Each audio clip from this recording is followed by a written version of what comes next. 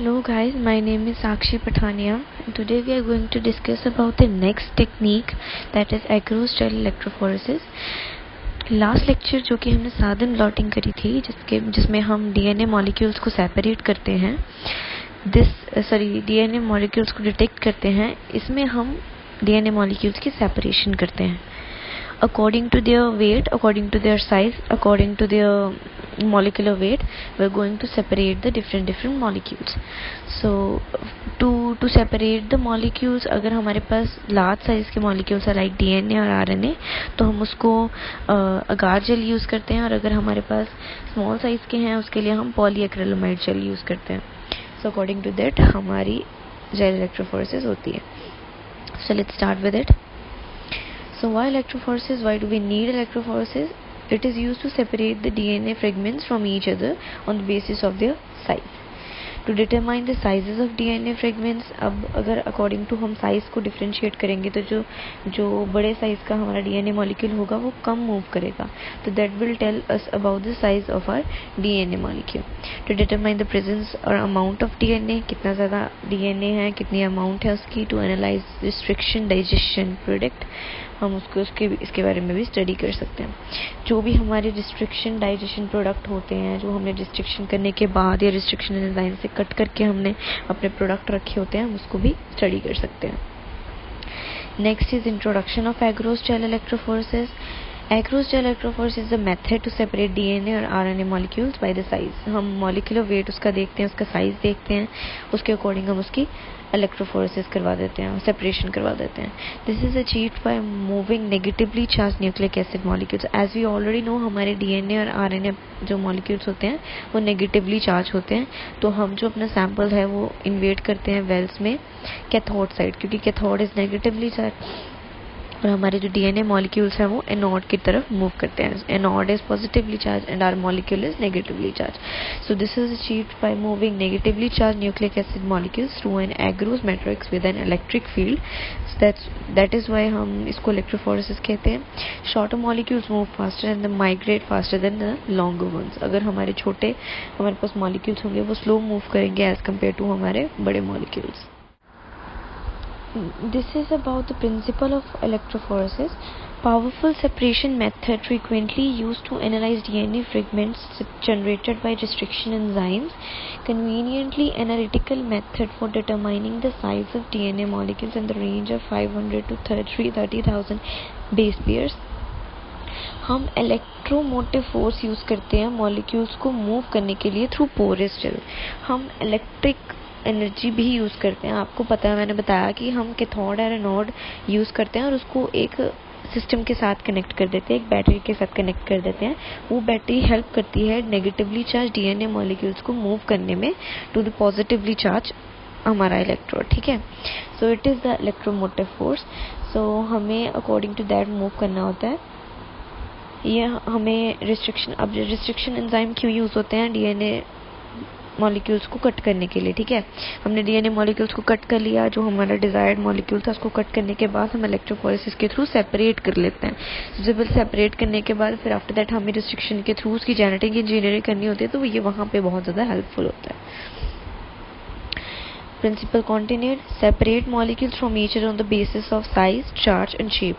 Size उसका बड़ा है, छोटा है, चार्ज पॉजिटिव है, नेगेटिव है, शेप बड़ी है, छोटी है, जैसी भी है उसके अकॉर्डिंग हमारे जो मॉलिक्यूल्स हैं वो सेपरेट हो जाते हैं. Basis of separation depends on how the sample and gel are prepared. हमारे कैसे हमने जेल प्रिपेयर करी है, ये कैसे हमारा सैंपल प्रिपेयर हुआ है, उसके बेसिस पे भी हमारी सेपरेशन डिपेंड करती है. सो ये थोड़ा स्कीमेटिक डायग्राम दिखाया गया है जिसमें हमारे पास मिक्सचर ऑफ चार्ज मॉलिक्यूल्स होते हैं. हमारे पास नंबर ऑफ चार्ज मॉलिक्यूल्स होते हैं, पॉजिटिव होता है, नेगेटिव होता है.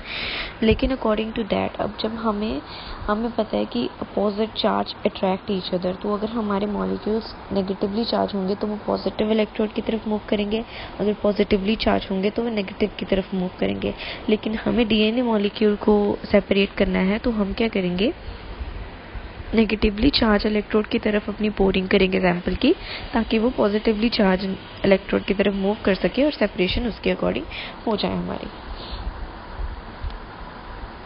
Material required for the agarose gel, सबसे पहले इलेक्ट्रोफोरेसिस चैम्बर, मतलब हम अपना चैम्बर रखते हैं इलेक्ट्रोफोरेसिस चैम्बर में, जहाँ पे हमने इलेक्ट्रोड्स वगैरह इकट्ठे कर रखी होती है, इसमें हमने पूरा यूनिट तैयार कर रखा होता है, नेगेटिव इलेक्ट्रोड पॉजिटिव इलेक्ट्रोड, उसको बैटरी के साथ कनेक्ट कर रखा होता है, उसमें बफर डालने की जगह होती है, प्लस हमारी मेम्ब्रेन रखने की जेल रखने की जगह होती है, agarose gel, then gel casting tray जिसमें हम अपनी जेल रेडी करते हैं, उसमें बेल्स बनाते हैं कॉम को यूज़ करके, then buffer which are use to maintain the pH of system, after that staining agent, हमें अपने सैंपल को स्टेन भी करना पड़ता है ताकि जब वो सेपरेट हों हम उनको आराम से विजिबल हों हमें। A comb is use to make the wells inside the gel, after that DNA ladder हमें स्टैंडर्ड साइज देता है हमारे डीएनए मॉलिक्यूल्स का। अब हमने सेपरेट तो कर लिया, अब हमें पता कैसे चलेगा कि ये वाला डीएनए मॉलिक्यूल कितने साइज का है या नेक्स्ट वाला डीएनए मॉलिक्यूल कितने साइज का है? तो DNA ladder is the type of standard chart of the DNA molecules. Next is sample to be separated, जिसको सैंपल को सेपरेट करना है, that should be present also.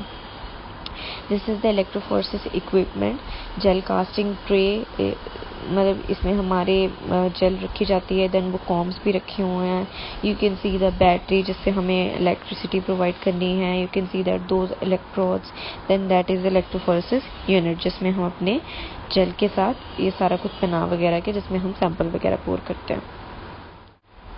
What do we mean by agarose? Agarose क्या होता है? Agarose is a linear carbohydrate polymer extracted from the seaweed and agarobiotes. Seaweed agarobiotes से इससे हमें एक्सट्रैक्ट करते हैं, इससे ये सॉलिडिफाई होने के बाद लाइक जेल बन जाती है, forms a porous mixture as it gels, shift from random coil in solution to structure which chains are bundled into double helix. जब हम इसको एक्सट्रैक्ट करने के बाद यूज़ करते हैं या जब इसकी फॉर्मेशन करते हैं तो ये पाउडर से सीधा जेल टाइप में कन्वर्ट हो जाता है। ये है हमारी जेल कास्टिंग ट्रेस जिसमें हम अपनी जेल रेडी करते हैं, प्लस उसमें कॉम्स डाल के वेल्स बनाते हैं जिसमें हमने अपना सैंपल पोर इन करना होता है। It is available in a variety of sizes, हमें जितने ज़्यादा डीएनए सैंपल, अगर हमारे पास सैंपल लोड ज़्यादा है तो हम उसके अकॉर्डिंग अपना साइज ऑफ ट्रे रखेंगे। The open ends of the tray are close with tape while the gel is being cast and removed prior to electrophoresis. जो हमारे ओपन एंड्स होते हैं जेल कास्टिंग ट्रे के, उसको हम टेप से बंद कर देते हैं ताकि हमारी जेल इधर उधर से लीकेज ना हो जाए। अगर लीकेज हो जाएगी तो वो बिल्कुल इक्वल नहीं होगी, उसका जो लेवल है वो इक्वल नहीं होगा और हमें पोरिंग करने में प्रॉब्लम आ सकती है। हमें वोल्टेज अप्लाई करनी होती है, जितनी ज़्यादा वोल्टेज हम अप्लाई करेंगे हमारी जो मूवमेंट ऑफ हमारे मॉलिक्यूल्स हैं वो उतनी ज़्यादा फास्ट होगा। The higher the voltage the more quickly the gel run, जितना ज़्यादा वोल्टेज हाई रखेंगे तो हमारी सेपरेशन भी उतनी जल्दी से होगी क्योंकि हम एनर्जी ज़्यादा प्रोवाइड कर रहे हैं उसको। But if voltage is too high gel melts, but हमें वोल्टेज इतनी भी ज़्यादा हाई नहीं रखनी कि हमारी जो जेल है वो सॉलिडिफाई से सीधा मेल्ट हो जाए। मतलब ये नहीं है कि वो सारी मेल्ट होके निकल जाए, इधर उधर से लीक कर जाए, इसलिए हमें वोल्टेज रखना होता है कि हमारी मूवमेंट भी होती रहे डीएनए मॉलिक्यूल्स की, प्लस हमारा जो जेल है वो मेल्ट भी ना करे। The best separation will apply voltage at no more than 5 volt. 5 volt is the best voltage जो हम प्रेफर करते हैं for the movement of DNA molecules हमारी gel. Next is the buffer. Buffer use होता है, buffer prevent the pH from changing by react with, मतलब buffer क्या करता है हमारी पीएच को मेंटेन करके रखता है। अगर पीएच डिस्टॉर्ट हो जाएगी तो हमारा डीएनए तो खत्म हो जाएगा। आपको भी पता है डीएनए बहुत सेंसिटिव मॉलिक्यूल है, अगर उसको थोड़ी सी भी पीएच अप एंड डाउन होगी तो इट कैन डीनेचर, तो इसलिए बफर ये काम करता है। Buffer another compound is added to make trace. EDTA हम यूज़ करते हैं एज अ चिलेटिंग एजेंट जो कि मैग्नीशियम के साथ बाइंड करता है।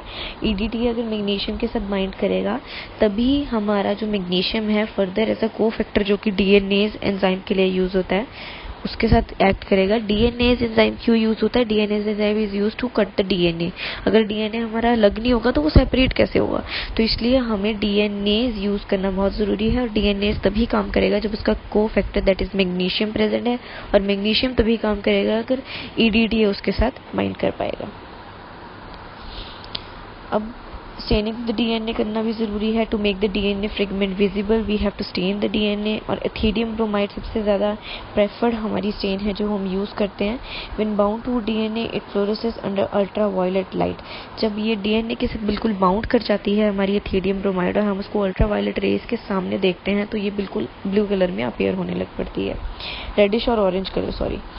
सो convenient because it can be added directly to the gel. Convenient क्यों है? क्योंकि हम इसको डायरेक्टली ऐड कर सकते हैं और ये इंटरफेयर नहीं करती है हमारे प्रोसीजर में। एथेरियम ब्रोमाइड क्या है? ऐसे अपीयर होती है ये, you can C UV light के अंदर ये ऐसे अपीयर होती है। स्टेनिंग ऑफ डीएनए के लिए हम और भी कुछ स्टेन्स यूज कर सकते हैं, that is methylene blue, SYBR Safe, xylene, cyanol, bromophenol blue. Combs are use to made well. अब हमें जिसमें सैंपल पोर करना है वो हमारे पास वेल्स भी तो होनी चाहिए। तो अ comb is placed in the liquid agarose. हम अपनी एग्रोस में कॉम्ब्स को प्लेस करते हैं। आफ्टर दैट जब वो सॉलिडिफाई हो जाता है तो उसको रिमूव कर लेते हैं। Removing the comb from the hardened gel produces a series of well used to load the DNA.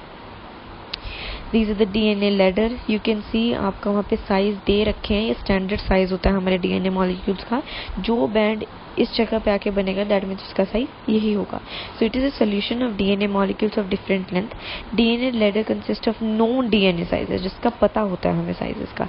The DNA ladder usually contains regularly spaced size samples which when run on an agarose looks like ladder. ये stairs की तरह दिखता है, that's why हम इसको ladder, DNA ladder बोलते हैं। पर इसमें नोन हमारे डीएनए फ्रेगमेंट्स होते हैं जो कि बहुत हेल्पफुल है हमारे साइज को पता करने के लिए। So next is about our sample preparation. You can see in this diagram हमारी जेल है, जेल में वेल्स बने हुए हैं और सैंपल पोरिंग हो रही है। सैंपल में हम अपनी स्टेन ऐड कर सकते हैं ताकि हम उसको विजुअलाइज कर सकें एट लास्ट जब हम उसको इलेक्ट्रोड में प्रोवाइड करेंगे। So this is a schematic flow chart बना रखा है कैसे कैसे होता है सारा procedure. Prepare agarose gel, melt cool, उसको मेल्ट करो, कूल करो, देन उसके बाद एथेरियम ब्रोमाइड ऐड करो, पोर इनटू कास्टिंग ट्रे, जो हमने कॉम्ब से अपना पूरा ट्रे बना रखी होती है, प्लस ट्रे में हमने वेल्स बना रखे हुए हैं, उसमें कॉम्ब वगैरह बना के हम वेल्स बनाते हैं। उसके बाद रनिंग बफर ऐड करा जाता है, सैंपल्स को देखो जो हम कॉम्ब्स रेडी करते हैं वो हम ट्रे में बनाते हैं, लेकिन जब हमने इलेक्ट्रोफोरेसिस यूनिट यूज़ करनी है उसमें हमने लैक्टोज भी ऐड करते हैं, बफर भी ऐड करते हैं, ताकि बफर उसमें क्या हेल्प करता है, उसको ड्राई ना होने के लिए। हमें अपनी जेल को ड्राई नहीं होने देना होता, तो इसलिए हम बफर ऐड करते हैं, प्लस वो हमारे पीएच को भी मेंटेन करती है। सैंपल्स को लोड करते हैं। अब जेल को हम रन करवाते हैं जब हम उसको वोल्टेज प्रोवाइड करते हैं, ठीक है। फिर सेपरेशन होने लग पड़ती है। After separation we move the gel और उसको यूवी लाइट के अंदर देखते हैं ताकि हमें रिजल्ट्स मिल जाए। So this is all about our electrophoresis. Thank you so much guys. If you're having any query you can ask.